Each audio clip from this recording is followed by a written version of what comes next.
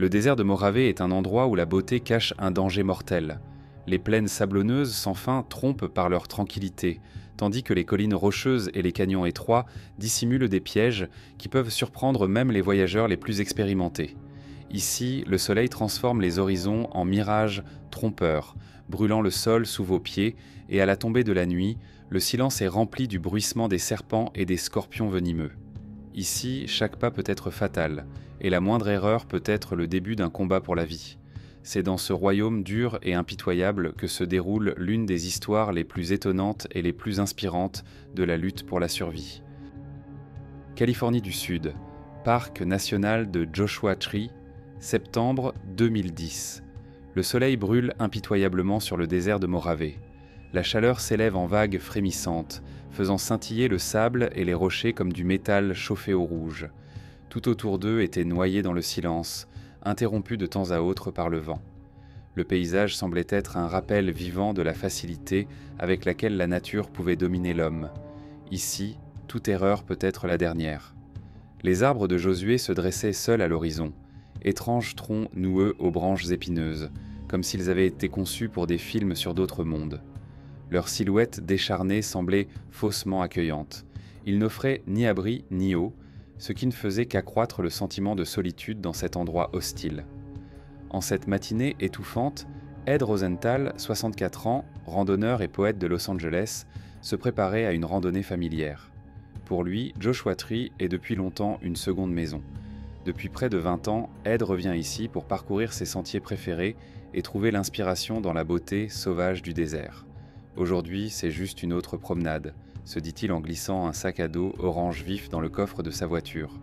Une boussole, une trousse de premier secours, quelques barres chocolatées et un bidon d'eau sont prêts pour les 3 heures de marche jusqu'à Warren Peak. Ed connaissait l'itinéraire sur le bout des doigts. Le sentier menait au sommet, d'où il avait une vue spectaculaire sur les montagnes de San Bernardino. Il quitte l'hôtel de Desert Hot Springs un peu plus tard que prévu. Le tableau de bord affiche 94 degrés Fahrenheit, environ 34 degrés Celsius. La matinée vient de commencer, mais la chaleur commence déjà à se faire sentir. Sa femme l'avait mis en garde contre la météo, mais Ed s'est contenté de sourire. « J'ai parcouru ce sentier des dizaines de fois. Tout ira bien. » Lorsqu'il atteint le parking, il y a une foule inhabituelle. Cela l'agace un peu. Ed apprécie l'intimité de ses promenades. Mais il trouva rapidement une place pour sa voiture, enfila son sac à dos et, coiffé de son chapeau, s'engagea d'un pas assuré sur le sentier. Une journée de plus dans le désert, se dit-il en respirant l'air chaud et sec. Ed se sentait confiant. Malgré ses 64 ans, il est en pleine forme. Des années de randonnée l'ont endurci, lui ont appris à surmonter les difficultés et à écouter son corps. Le paysage familier lui semble presque familier. Les feuilles flétries des arbustes crissent sous ses pieds et les collines rocheuses s'élèvent au loin. À chaque pas, il ressentait de plus en plus fortement que les soucis quotidiens restaient quelque part derrière lui, se dissolvant dans le silence impitoyable du désert. Pour lui, la randonnée était plus qu'un sport ou un loisir. C'était un rituel. Après des années de travail, au milieu d'une pression et d'un stress constant, Joshua Tree est devenu une sorte de refuge pour Ed. Il y a trouvé l'inspiration et la paix qui lui manquaient cruellement en ville. Aujourd'hui, son objectif était le Warren Peak. C'est un endroit qui l'a toujours émerveillé. Au sommet, avec sa vue imprenable sur le mont San Jacinto, Ed sentait tous les petits soucis s'évanouir devant la majesté de la nature. Mais cette fois-ci, ce n'était pas comme d'habitude. Il est pressé, il veut rattraper le temps perdu. L'ascension est étonnamment difficile. Le soleil monte de plus en plus haut et chaque pas devient un véritable combat. L'eau contenue dans son sac à dos s'épuise trop vite et la chaleur insupportable lui donne encore plus soif. Lorsqu'Ed atteint le sommet, il se sent fatigué pour la première fois depuis longtemps. Son corps semblait résister à chaque mouvement. Il s'assit sur un rocher chaud, profitant du panorama, et but une dernière gorgée d'eau. Il essaya un instant de se détendre, mais ses pensées commencèrent à s'embrouiller. Ce ne sont que quelques heures, se rassure-t-il en regardant le sentier du retour. Mais ce moment précis allait marquer le début de l'un des défis les plus difficiles de sa vie. Le voyage de retour commence par un malaise incompréhensible qu'Ed ne peut expliquer. Alors qu'il descendait le pic Warren, il s'arrêta pour trouver le début du sentier. Normalement, cette zone lui était douloureusement familière, mais maintenant, il avait beau chercher, c'était comme si le sentier s'était dissous. Le sol autour du sentier était couvert de buissons épais et d'herbes sèches, et l'éclat du soleil se reflétant sur le sable était déroutant. « Suis-je vraiment si fatigué ?» pensa-t-il en se couvrant les yeux de sa main, essayant de se concentrer. Incapable de trouver un point de repère clair, Ed décida de marcher dans la direction qui, pensait-il, le mènerait à la voiture. Mais après quelques minutes de marche dans un sol sablonneux et meuble, la piste disparaît complètement. Le vaste désert s'étendait devant lui, identique dans toutes les directions. Ed essaie de rester calme. Ce paysage lui est familier, il est venu ici à plusieurs reprises. Tout est sous contrôle, se dit-il, mais chaque pas l'enfonce un peu plus dans l'incertitude. Où suis-je ? Se dit-il. Le soleil avance inexorablement vers son coucher. Le matin, il avait été un ennemi, brûlant et impitoyable, mais maintenant son passage colorait l'horizon de tons orange et écarlate, donnant au paysage une beauté inquiétante. Les longues ombres des arbres de Josué s'étendent sur le sol, mais même sous leur abri, la chaleur reste étouffante. Ed s'arrête et regarde attentivement autour de lui. Tout autour de lui se ressemblaient des collines rocheuses, des buissons envahis par la végétation, des lits de ruisseaux desséchés. Il essaya d'évaluer sa position à l'aide du soleil, mais se rendit compte qu'il s'était trop éloigné du chemin familier. « D'accord, descendez. Les rivières mènent aux gens », se souvint-il d'une règle de survie tirée d'un des livres qu'il avait lus. Se ressaisissant, il choisit une direction et descendit la pente. Mais plus il avançait, plus il avait le sentiment de s'enfoncer dans ce piège désertique, et plus la confiance le quittait. À la tombée de la nuit, l'anxiété d'Ed augmente. Son cœur bat à tout rompre dans sa poitrine, étouffant sa propre respiration. Il s'est arrêté, réalisant soudain qu'il était trop risqué d'aller plus loin. La nuit, le désert est implacable. Un seul faux pas et il peut se tordre la jambe ou tomber dans une crevasse invisible. Ed enlève son sac à dos et sort une couverture thermique. Accroupi entre deux gros rochers, il s'enveloppa dans le tissu, essayant de se protéger du vent qui s'intensifiait. Au-dessus de lui, le ciel est constellé d'étoiles dont l'éclat froid souligne le silence absolu qui l'entoure. Ce silence du désert, qui avait autrefois apporté la paix à Ed, le déprimait à présent. « Demain matin, je continuerai le voyage », se dit-il en essayant de se concentrer sur les choses pratiques. Son sac à dos contient encore un peu de nourriture, mais c'est l'eau qui le préoccupe le plus. Il le sait, la trouver est une priorité absolue. Mais alors qu'il commençait à faire des projets, d'autres pensées plus sombres lui vinrent à l'esprit. « Et si je meurs ici ?» lui a traversé l'esprit. Il se souvient de sa femme, Nicole. Que dirait-elle lorsqu'elle apprendrait qu'il a disparu ? Qui pourrait même le trouver dans ce vaste espace sans pitié ? Ed secoua la tête, essayant de se débarrasser de ses pensées. Il ferma les yeux, espérant trouver un peu de paix, mais l'angoisse, comme un murmure intrusif, l'empêchait de dormir. À l'aube, Ed se réveilla avec une sensation de lourdeur dans tout le corps. Ses mouvements étaient lents, comme s'il essayait de traverser un brouillard épais et invisible. Chaque effort est pénible. Son corps, déshydraté et épuisé, ne lui obéit plus. Il se sent étranger. En errant dans le désert, il trouve le lit d'une rivière asséchée. Les rivières mènent aux gens, se rappelle-t-il, s'accrochant à l'idée qu'il pourrait s'agir de son salut. Décidant de suivre le lit, Ed marcha de plus en plus lentement, se sentant de plus en plus vide à l'intérieur à chaque heure qui passait. Le soir venu, il atteignit un canyon étroit qui pouvait lui servir d'abri. Mais au lieu d'être soulagé, un sentiment de désespoir et de terreur l'envahit. Il se rend compte que les chances d'être secouru sont minces. Essayant de garder un minimum de raison, Ed griffonne une flèche dans le sable pour indiquer la direction qu'il prend. Au cas où il suivrait un métrace, pensa-t-il, tout en sachant au fond de lui que si quelqu'un commençait à chercher, ce ne serait pas avant demain au plus tôt. La deuxième soirée se déroula rapidement, comme si le temps était délibérément précipité. Épuisé, Ed se réfugia entre les rochers. Le soleil avait glissé sous l'horizon, le laissant dans l'obscurité totale, et le désert était à nouveau un piège froid. L'air chaud de la journée a été remplacé par le froid glacial de la nuit. Ed s'enveloppa dans une couverture thermique, mais son corps frissonnait encore, et sa bouche et sa gorge desséchées lui rappelaient qu'il avait désespérément besoin d'eau. Il tente de se calmer, luttant contre la panique qui le gagne. Le lendemain matin, la vérité l'a frappé avec une vigueur renouvelée. Il n'y avait plus d'eau. Il n'avait plus d'énergie pour la longue marche. Chaque pas était difficile, sa respiration était de plus en plus lourde, et le paysage désertique autour de lui semblait de plus en plus hostile. Ed réalise alors qu'il n'est pas seulement perdu. Il était pris au piège dans l'immensité du désert. Le troisième jour commence par un sentiment oppressant d'impuissance. Ed patauge dans le lit asséché de la rivière, s'accrochant au faible espoir de trouver une goutte d'eau. Sa gorge s'est asséchée depuis longtemps et sa langue ressemble à du papier de verre rugueux. Ses pensées étaient confuses, transformant chaque décision en un processus angoissant. À un moment donné, il s'arrêta et regarda l'horizon. Il lui sembla qu'au loin, quelque chose scintillait comme de l'eau. Rassemblant le reste de ses forces, il se leva et se dirigea vers le mirage. Mais au bout de quelques minutes, il se rendit compte que ce n'était qu'un jeu de lumière sur la terre brûlante. « Merde, je deviens fou !» souffla-t-il, la voix à peine audible. La colère contre lui-même et sa propre impuissance furent remplacées par une vague de désespoir. Ed savait que la déshydratation commençait déjà à affecter son esprit. Il se força à se concentrer sur les actions les plus simples. Avancer, essuyer la sueur, trouver un peu d'ombre. Mais chaque heure s'étire à l'infini, comme si le désert lui-même le narguait. Ses bras et ses jambes sont couverts d'égratignures causées par les épines des buissons, son visage brûle sous le soleil impitoyable et sa poitrine brûle à chaque respiration lourde.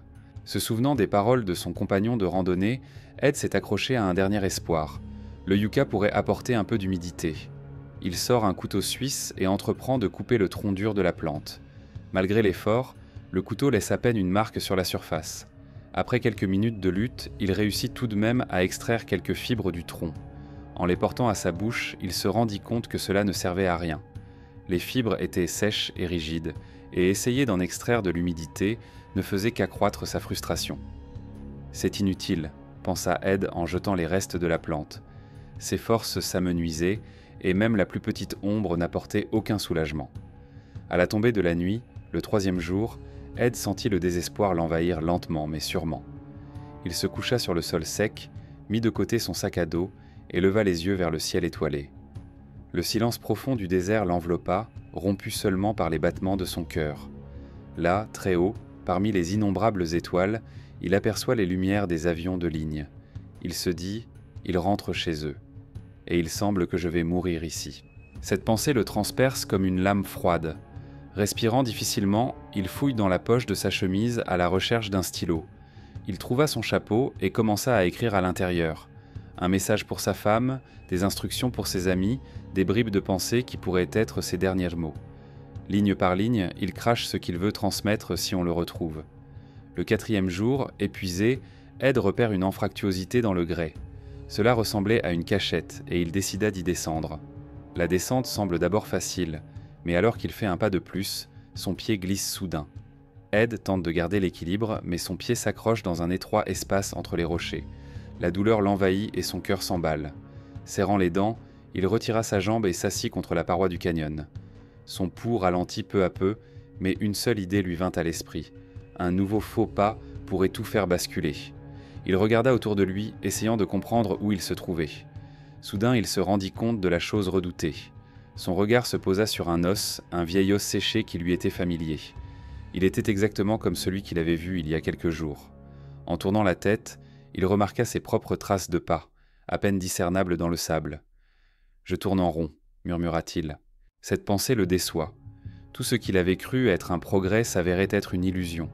Tous les efforts, toutes les luttes n'étaient qu'un gaspillage d'énergie. Il tourne en rond et le désert semble se moquer de lui. Les forces d'Ed l'abandonnent enfin. La 4e nuit, il rassemble le reste de ses affaires, les étale autour de lui et s'allonge sur le sable, enveloppé dans une couverture thermique. « Si quelqu'un me trouve, qu'il sache que j'ai au moins essayé », pensa-t-il en regardant les étoiles. Son esprit oscille entre rêve et délire. Il vit les visages de sa famille, entendit leurs voix. Les ombres du canyon s'épaississaient et le monde autour de lui se dissolvait lentement dans l'obscurité. Le 5e jour, Ed se réveilla avec le sentiment que son corps ne lui appartenait plus. Ses lèvres étaient gercées et croûteuses, sa gorge brûlait comme s'il avait avalé du sable chaud. Ses bras et ses jambes peuvent à peine bouger, comme s'ils avaient perdu leur dernière de force. Les rayons du soleil, qui brillent à travers les fissures du grès, rappellent l'impitoyabilité du désert. Ed resta allongé, incapable de bouger, jusqu'à ce qu'une légère brise apporte une faible odeur. C'était un parfum humide, qui ne pouvait pas se trouver ici. Peut-être était-ce un jeu de son imagination épuisée, mais il n'avait pas le choix. Serrant les dents, il rassembla ses dernières forces et se releva.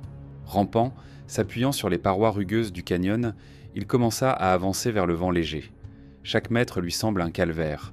Il trébuche, tombe, heurte douloureusement les rochers à plusieurs reprises, mais à chaque fois, Il se relève. Soudain, sa main rencontra quelque chose d'humide. Une minuscule flaque d'eau est apparue dans l'ombre du rebord sablonneux où le morceau d'écorce s'était attardé. Il était presque impossible de la voir, mais pour Ed, c'était un miracle. Il chercha à tâtons un morceau de tissu dans son sac à dos, l'imbiba d'eau et l'appliqua goulûment sur sa langue.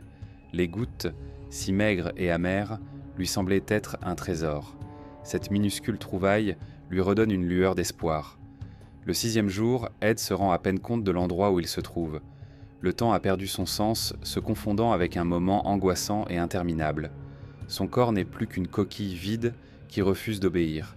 Il met le reste de ses affaires dans son sac à dos, mais il n'arrive pas à avancer. Son esprit lui disait « Reste. Si tu continues, tu vas mourir. » Ed s'est appuyé contre le mur de sable, regardant désespérément son équipement. Une couverture thermique au revêtement métallique brillant, tombée accidentellement de son sac à dos, brillait au soleil. Cette petite chose, qui lui avait semblé insignifiante auparavant, lui donna soudain une idée. « Si je ne les trouve pas, c'est eux qui me trouveront », pensa-t-il, sentant une légère étincelle de détermination. Rassemblant ses dernières forces, il étendit la couverture thermique sur les rochers, de manière à ce qu'elle reflète les rayons du soleil. Puis, complètement épuisé, Ed s'effondra sur le sol, sa respiration devenant superficielle, mais il se força à rester immobile. Ed se réveilla avec un bruit qui lui parut presque irréel. C'était un bourdonnement, lointain et étouffé, mais pas comme le murmure du vent ou le craquement des rochers du désert. Son esprit refusa d'abord d'y croire, mais le son se rapprocha, devenant le grondement distinct d'un moteur. Il plissa les yeux, leva la tête et, à travers l'éclat du soleil, il put distinguer la silhouette d'un hélicoptère qui descendait lentement dans une crevasse du canyon. Alors que le pilote et le sauveteur se précipitent vers lui, Ed essaie de sourire, mais son corps est trop épuisé. Il ne peut que lever faiblement le bras pour montrer qu'il est encore en vie. Sa voix était rauque, à peine audible, mais ses mots portaient toute la force de son esprit. « Je suis toujours là. » Le maître nageur lui a donné une bouteille d'eau et Ed l'a bu avec avidité, ignorant les avertissements de boire lentement. Chaque goutte lui semble être un retour à la vie.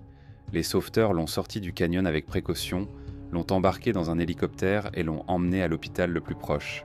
À l'hôpital, Ed a passé plusieurs jours en soins intensifs.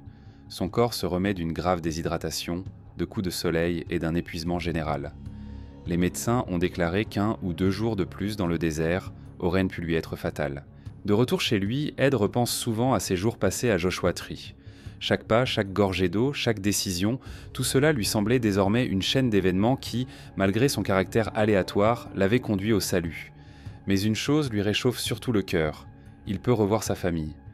Lorsqu'il franchit le seuil de la maison, sa femme et sa fille le serrent dans leurs bras comme il ne l'avait jamais fait auparavant.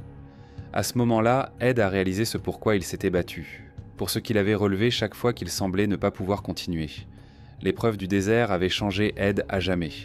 Il est devenu plus prudent et plus attentif, ne se fiant plus uniquement à son expérience. Désormais, il ne part jamais camper sans une balise satellite et une réserve d'eau supplémentaire. Il a appris à respecter l'imprévisibilité de la nature et à embrasser son pouvoir. Il n'a jamais cessé de voyager. Joshua Tree et d'autres lieux l'attirent toujours par leur beauté et leur solitude. Ces expériences ne lui ont pas fait perdre sa passion pour la nature, mais l'ont rendu plus conscient de l'importance d'être prêt à tout et de traiter le monde qui l'entoure avec admiration. Ed partageait souvent son histoire avec ses amis, racontant ses journées dans la nature. À chaque fois, il répétait une pensée qui était devenue centrale pour lui. Même quand on a l'impression que tout est fini, il reste toujours quelque chose dans une personne qui lui permet de continuer. C'est ce qui sauve. Cette histoire nous rappelle une fois de plus à quel point la nature peut être puissante et imprévisible. Selon vous, qu'est-ce qui a aidé Ed à survivre dans ces conditions ? Auriez-vous pu faire face à une telle épreuve par vous-même ? Quelles précautions prendriez-vous lorsque vous vous rendez dans le désert ? Écrivez dans les commentaires. Votre expérience et votre opinion peuvent être utiles à d'autres. Si vous avez aimé cette vidéo, n'oubliez pas de nous donner un like. Cela nous aide à développer notre chaîne et à créer de nouveaux contenus intéressants. Abonnez-vous pour ne pas manquer les dernières histoires et n'oubliez pas de partager cette vidéo avec vos amis. C'est tout pour l'instant. Prenez soin de vous et n'oubliez pas que le respect de la nature et une préparation minutieuse sont la clé de la sécurité. Rendez-vous dans les prochains épisodes.